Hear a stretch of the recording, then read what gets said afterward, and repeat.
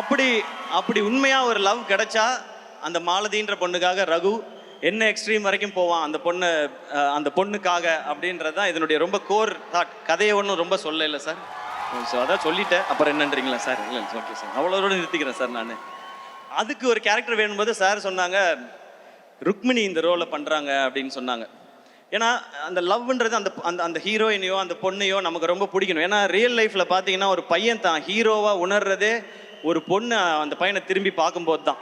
அந்த பொண்ணு அவனை லவ் பண்ணும்போது தான் அவன் தான் ஒரு ஹீரோன்னு நினச்சி இருப்பான் அவன். அதுவும் ஒரு பொண்ணு காலத்துக்கும் நான் உன் கூடயே வரேன்னு கையை பிடிச்சிட்டான்னா அவன் சூப்பர் ஹீரோ தான் அது. ஸோ அப்படி ஒரு கேரக்டர் ஒரு பொண்ணு இருக்கணும்னா அதுக்கு ருக்மிணின்னு சொல்லும்போது நான் அந்த டைம் தான் சப்தசாகரதா செல்லோ பார்த்துருந்தேன். கரெக்டாக சொல்கிறேன்னா ஓகே, அதோட சைடியே பார்த்துருந்தேன் நான். அப்புறம் இவங்க அந்த கேரக்டருக்கு ரொம்ப நல்லா இருப்பாங்க. இந்த படம் பார்க்குற எல்லாருக்கும் மாலதியை ரொம்ப பிடிக்கும். அவங்கள பார்த்தா இந்த பொண்ணுக்காக என்ன வேணால் செய்யலான்னு தோணும்.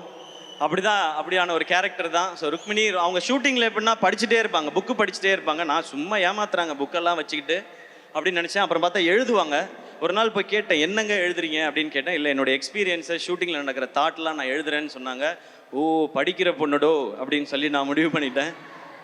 நீங்கள் காலேஜ்லலாம் பார்த்துருப்பீங்க, ஒரு பொண்ணு எல்லா இடத்துலையும் படிக்கும். பஸ்ஸில் படிக்கும், பஸ் ஸ்டாப்பில் படிக்கும், எல்லா இடத்துலையும் படிச்சுக்கிட்டே இருக்கும். இசிஇ ட்ரிபிள் இ பொண்ணுங்கள்லாம் இருப்பாங்க, அவங்களாம் எப்போ பார்த்தாலும் படிச்சுக்கிட்டே இருப்பாங்க. அந்த மாதிரி தான் அவங்க தான். ஆனால் பர்ஃபார்ம் பண்ணுவாங்க அந்த மாதிரி. அவங்களும் அந்த மாதிரி பர்ஃபார்ம் பண்ணியிருக்காங்க. Very happy to work with you.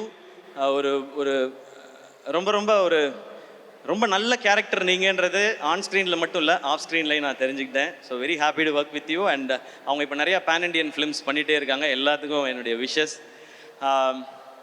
அவங்கள தொடர்ந்து அடுத்து நான் பேச போகிறது என்னுடைய உயிர் நண்பன், rock star, the most eligible bachelor, Anirudh.